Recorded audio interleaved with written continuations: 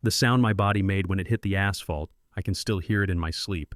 It was this ugly crack that knocked the air out of me, tore my flight suit, and somewhere behind all of that I could hear my little girl screaming daddy from the front doors of her elementary school. And the crazy part is, 5 minutes before that, I was just another dad waiting in the pickup line. My name's Marcus Reed. I'm an Air Force test pilot. I fly jets that cost more money than I will ever see in my life. I've done combat tours. I've flown in places where people really are trying to kill you. And yet the moment that still messes with my head, the most happened in a quiet parking lot in Silver Mesa, Arizona, with a cop's boot in my ribs and my kid watching through a sheet of glass. I didn't grow up thinking I'd end up in a moment like that. I grew up thinking maybe I'd never get out of my neighborhood at all. I was that skinny black kid who couldn't stop staring at the sky, who got laughed at when he told a teacher he wanted to be a fighter pilot. "Maybe try for mechanic instead," she said, and I pretended it didn't sting, but I remembered it every time someone told me what I couldn't be. I just added it to the list of things I was going to prove wrong. You know what I mean? So I pushed, I studied, I did all the stuff no one posts about on Instagram, the long nights, the failed check rides, the voice in my head asking, "Do guys like you really make it there?" And somehow I clawed my way into that cockpit anyway, earned my wings, my call sign, my place at Falcon Ridge Air Base, and by the time this story happened, I was Captain Reed test pilot on the Falcon X program, the guy they trusted with the kind of aircraft your tax dollars would definitely notice if I screwed up. By then I wasn't just flying for me, I was flying for my daughter Naomi, this tiny 8-year-old with a purple, sparkly backpack and a laugh that makes your shoulders drop after the worst day. She thinks I'm basically a superhero, she tells her friends. My dad flies the green jet like I just hop in and draw hearts in the clouds for her, and honestly, I kind of love that she sees me that way. That morning, she made me pinky swear I'd pick her up early in the green suit, Daddy, she said, tugging on my flight sleeve so my friends know you're really a pilot, and I said, yeah, of course, because how do you say no to that, right? Fast forward a few hours and I'm at 30,000 feet over the desert, pulling G's, radio crackling in my ears, flying the kind of clean formation that makes you remember why you fought so hard to be there in the first place. Then the training run wraps up, I swing the jet back toward Falcon Ridge, land, taxi in, and as soon as the wheels hit the ground, real life rushes back in, fuel checks, paperwork, texts from my ex about Naomi's dentist appointment, that kind of thing. My crew chief, Delgado, meets me at the parking spot with his tablet. We do our walk around. He gives me a quick rundown on a minor hydraulic quirk. We trade the kind of jokes you only make when you trust someone with your life. I sign the forms, check my watch, and realize if I hustle, I can make it to Canyon View Elementary with about 5 minutes to spare, which in parent time is basically a miracle. I don't even bother changing. I just grab my flight bag keys and roll off base in my old blue Camry, still wearing my green flight suit, name patch, captain's bars, test, squadron, patch, wings over my heart, the whole thing. And I've done that before. Nobody at the school ever freaked out. If anything, it turns into me answering kid questions about jets and parents asking if I can get them airshow tickets. Canyon View sits in one of those neighborhoods where half the pickup line has base decals on their bumpers. I pull in park between a minivan with stick figure kids on the back and a dusty pickup with a Marine Corps plate, climb out into the afternoon sun, and instantly a couple familiar faces wave. "Hey, Cap 1, Dad calls, still in his security forces uniform. Tanya from the red SUV strolls over, coffee in hand. "How's the sky today, Marcus?" she asks, and I grin and tell her, "Smooth and overpriced like your latte." We laugh. We talk about the air show in a couple of weeks, about how Naomi's been telling everyone I'm going to flip the jet upside down and write her name. And I say, that's not exactly how aerodynamics works, but sure, it's just normal small-town, military-adjacent chatter kids art taped to the classroom windows, bell about to ring, nothing dramatic. I notice the patrol car roll into the lot, but it doesn't register as anything bigger than usual. You see cops by schools sometimes, but this guy, he steps out of his cruiser and it's like he locked onto me the second his boots hit the pavement. You can feel that kind of attention, the way someone's eyes don't slide off you, they stick. He cuts straight through the little cluster of parents like their furniture hand, resting a little too comfortably near his gun, face set in that look some officers get when they've already decided what kind of day this is going to be. "You," he barks loud enough for everyone at the front of the school to hear. "I need to talk to you." I turn toward him, hands visible, posture open, every ounce of my training telling me to stay calm, be respectful, keep this boring afternoon, officer. "What can I do for you?" I say, and he just looks me up and down like I'm wearing a clown suit, squints at my name patch, my wings, the patches, and asks, "Where'd you get the costume?" For half a second, I honestly think he's kidding, like maybe this is his idea of a bad joke, but his face doesn't change. "Sir," I say, and he tilts his head. "The suit," he says, "you buy it online. Surplus store." "What?" And I can feel the air around us get tight. Tanya takes a tiny step closer, like she might jump in, then thinks better of it because there's a gun and a badge involved, and we've all seen how that can go. I tell him I'm Captain Reed, United States Air Force. I'm stationed at Falcon Ridge. I'm just here to pick up my daughter. And he smirks. This little half laugh like he's heard that line before. "Yeah, that's what they all say." He mutters then louder. "You got ID?" "Captain." And I say, "Yes, sir." It's in my chest pocket, and I move in slow motion, announcing my hands like a training video. I'm going to reach for it now, but I barely start to move when he snaps, voice jumping. Hands where I can see them do not reach, and his hand slides to his weapon. There's a special kind of fear that hits you in that moment. I've had engines flame out. I've had altitude warnings scream in my headset. But this is different, because up there it's physics and procedures, down here it's a man who has already decided I'm a problem, and that's harder to fight. While this is happening, a second patrol car pulls in. This younger Latina officer gets out. Name tag says Ortiz. She comes up on my left and asks him quietly what's going on. But instead of answering her, he raises his voice so everyone can hear. Possible stolen valor, subject trying to access children, refusing to comply. And I'm standing there with my hands open. Like, refusing what exactly? You can hear the school bell ring. Inside, doors open. This rush of kid noise spills out, and then I see her. Naomi, little purple backpack hair in 2 puffs, scanning the line for the green flight suit. Her face lights up like Christmas when she spots me. "Daddy," she yells and starts running. "Stop," the officer shouts, stabbing a finger at her like she's a suspect. "Little girl, stop right there." And she freezes mid-stride, smile falling right off her face, eyes darting between me and him, trying to make sense of why a man with a badge is yelling at her for running to her father. "That's my daughter," I say louder now, my voice cracking more than I want it to, "sir. You're scaring her." And he rolls his eyes like I've told the corniest lie. "Sure she is. You see how easy this is? Pick a kid, say, 'That's my daughter.' People buy it, and I swear to you that line hit me harder than any shot he took at my body, because that was him saying my word meant nothing, my uniform meant nothing. My existence in that space was a problem to be managed, not a father to be respected. By then, the principal, Ms. Avery, has made her way over, calling out, "Officer, this is Captain Reed. He's on our emergency contact list. He's been picking Naomi up for years, and he doesn't even look at her properly. Just throws a 'ma'am, step back, this is a law enforcement matter' at her like she's some random bystander. Then he decides we're done talking. Turn around. He orders me, hands behind your back. You're being detained for suspicious activity near a school and possible impersonation of a military officer." And I just stare at him for a second, not because I don't understand the words, but because I can't quite believe he's saying them here in front of my neighbors, my kid, the people who know exactly who I am. "You're arresting me for picking up my kid while wearing the uniform I wear to defend this country." I manage, and he reaches out, grabs my shoulder hard, trying to spin me. Now here's the thing. They don't tell you if you've trained for close quarters or survival. Your body learns certain responses like muscle memory. And when somebody grabs you from behind with force, you don't think, you just move. I didn't punch him, didn't shove him. I just shifted my weight, stepped out of his grip, hands still open. But that was all he needed. He's resisting. He yells, hand already going to his taser.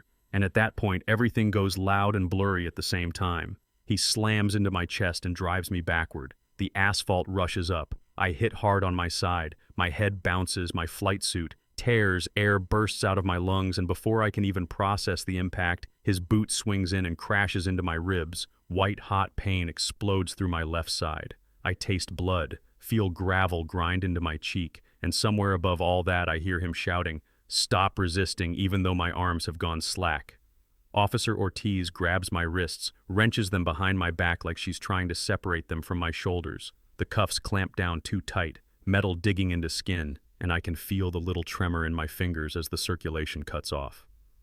Through all of this, over all of this, there's one sound that cuts through everything. Naomi screaming from somewhere behind the glass, that high panicked, "Stop hurting my daddy. You never ever want to hear from your child." And the worst part is, I can't move. I can't even turn my head to show her I'm still breathing. Parents are shouting now. Tanya's voice rises above the others. "He's a real pilot. We know him. You're making a mistake. Some of the dads from base are stepping forward, phones in their hands, recording, narrating. One of them is literally calling out the time and what he's seeing like he's writing a report in real time. Subject is prone, not resisting officer using force, and you can see in Collier's face that he hates that he turns on them. Anyone keeps interfering, you're getting locked up for obstruction. He barks and a lot of people back up, but their cameras don't go down. That's important. While my face is being pressed into the pavement of that parking lot, one of those shaky videos is already on its way to changing my entire life, because Tanya isn't just recording, she's hitting go live, she's sending it to her husband who's up in the tower at Falcon Ridge. And within minutes, that little schoolyard assault becomes a code red situation involving an officer in base language. In the tower, her husband watches his kid's friend's dad, a guy he's cleared for takeoff 100 times, get kicked in the ribs on a Facebook stream. His blood goes cold. He calls the command post, and suddenly phrases like military officer in civilian custody and possible civil rights violation are bouncing around radios. Back in my world, all I know is that the ground under my cheek starts to vibrate with heavier engines. I hear new vehicles pulling in. I hear Ms. Avery's voice on the phone with the superintendent saying words like assault and traumatizing children. And then I hear a new one cut through the mess. Colonel Pierce is here. She steps out of her car in full dress blues, tall, steady, every ribbon on her chest earned the hard way, and walks straight toward the little circle of chaos where this local cop has a federal officer pinned to the ground. Officer Collier, she says, reading his name tag like she's reading his verdict. I'm Colonel Alana Pierce, commanding the 93rd Test Squadron at Falcon Ridge Air Base. The person you have face down on the pavement is Captain Marcus Reed, one of my pilots. You're going to remove those cuffs and provide medical attention immediately. He tries to puff up even then. Ma'am, this is a lawful arrest in a civilian jurisdiction. You don't give orders here, and she doesn't even flinch. You're correct. I don't command you, she says, calm as a surgeon, but I do command him. And right now you are assaulting a federal officer in front of dozens of witnesses. After multiple people confirmed his identity, the FBI, OSI, and our Congressional Liaison Office have already been notified, and in 30 seconds, if those cuffs aren't off, my security forces will log this as an ongoing federal crime. You could feel the whole parking lot hold its breath. Her security forces NCO Boone repeats that into his radio on purpose, so every phone mic picks it up. Local police refusing to cease unlawful detention of Air Force officer, civil rights violation in progress, request FBI. And that right there is the twist no one saw coming when they woke up that morning. A dark SUV rolls in not long after government plates glinting in the sun. A woman in a blazer steps out. Special Agent Ramirez, FBI, she says, flashing her badge, and walks right past Collier like his badge is a toy compared to hers. Officers step away from Captain Reed. This detention is over. Suddenly, the cuffs that were digging into my wrist bones seem very optional. It takes a second, but they finally click open. Blood rushes back into my hands like fire, doctor. Patel from base clinic is beside me, talking about contusions and lacerations in that calm doctor voice that makes you feel like maybe you won't die after all. And then thank God Naomi is there. Someone finally decides it's better for her to see me upright than trapped in some office imagining the worst. She barrels into my chest so hard I almost go down again. Daddy, are you going to jail? She sobs. And man, I've been asked a lot of questions in my job, but that one from that little voice, that one cut deep, I hug her and say, not today, baby. Not today. Even though inside I have no idea what's coming next. What came next was 6 months of being turned into a headline, into a hashtag, into a case, videos of me getting kicked playing on a loop next to talking heads arguing. If maybe the cop had a point, like there's some secret sentence I could have said that would make a rib shot in front of my kid make sense. Base lawyers, FBI interviews, medical evaluations to decide if I was okay to sit in a cockpit again, me waking up at 3 a.m., hearing Naomi's scream in my head on repeat. Yeah, that happened. There was also something else, though. There was my community pushing back military families who were tired of being quiet, showing up for us, willing to stand in court and say, we saw. We remember. We're not letting this slide. There was Ortiz deciding she was done covering for him and starting to tell the truth about what he said when he first spotted me, about how he joked that black guys in uniforms were usually fakes trying to get respect, about how she knew I wasn't a threat and still went along anyway.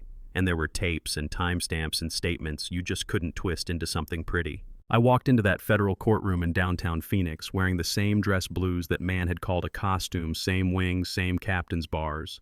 And this time everyone stood when the judge came in. Everyone looked at me like they finally understood what that uniform meant. I took the stand and I didn't give a speech. I just told the story, like I'm telling you from the moment I stepped out of the Camry to the moment my daughter buried her face in my chest and asked if they were going to take me away. I talked about what it felt like to serve a country that still had people in it who looked at my skin and decided my word meant nothing. I talked about how I'd flown missions overseas where local cops didn't treat me half as bad as that man did in my own hometown. And the jury watched the video again with my voice in their ears instead of some spin. Collier's lawyer tried to say it was procedure, split-second decision-making, all the buzzwords, but it's hard to sell split-second when you've got a good 15 minutes of video showing you ignore IDs, ignore a principal, ignore a commander, ignore a whole crowd telling you you're wrong. The jury came back with guilty on everything: civil rights violations, assault under color of law, all of it. Ortiz got convicted too, but with a lighter sentence because she cooperated. He got years in federal prison. His face went blank when the judge read the time. And I'm not going to lie and tell you I felt some rush of triumph. What I felt was more like this exhausted relief, like someone had finally taken a weight off my chest I'd been pretending I wasn't carrying.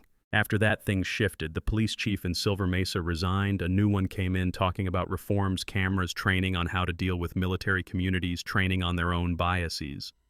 There was a law people started calling the Reed Act that tied federal money to how departments near bases handled service members and their families at Canyon View. They planted a small garden by the front doors. Nothing big or cheesy, just a stone that says, "For every child who watched and wondered what justice looks like." Naomi helped pick those words. By then she was 10, a little taller, still wearing that purple backpack. She planted the first flower with this serious look on her face, like she knew exactly what it stood for. I got cleared to fly again after the docs, and OSI were satisfied that I wasn't going to freeze in the cockpit. First time I took the Falcon X back into the sky, I cried in my helmet mask on visor down. Nobody could see it.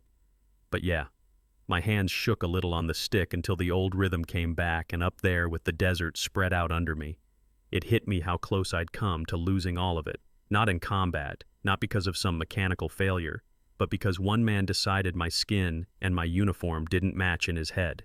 And here's the thing, because I'm not going to lie to you and wrap this in a bow. I still tense up when I see flashing lights behind me. I still think twice about wearing my uniform off base if I'm alone. Naomi still asks weird little safety questions like, if the police come to school again, will Colonel Pierce come too? As if that's how this works every time, and I don't always have good answers for her. So I'll leave it with you. If you've made it this far, listening to me talk, tell me what you think. Did justice show up here? Or did we just get lucky that cameras were rolling and the right people cared? Does a sentence in a law really fix the look in a kid's eyes when she watches her dad get slammed into the ground for existing in the wrong body at the wrong time? If you've been misjudged, profiled, pulled over for driving that kind of car in that kind of neighborhood, or watched it happen to someone you love, I want to hear it. Drop your story in the comments. Tell me if you think this system can actually change, or if we're just patching holes on a ship that was built wrong from the start. And if you want more real stories like this, not just the neat ones from the highlight reel hit, like share this with someone who still says it's not that bad and subscribe, so we can keep having the conversations a lot of people really don't want us to have.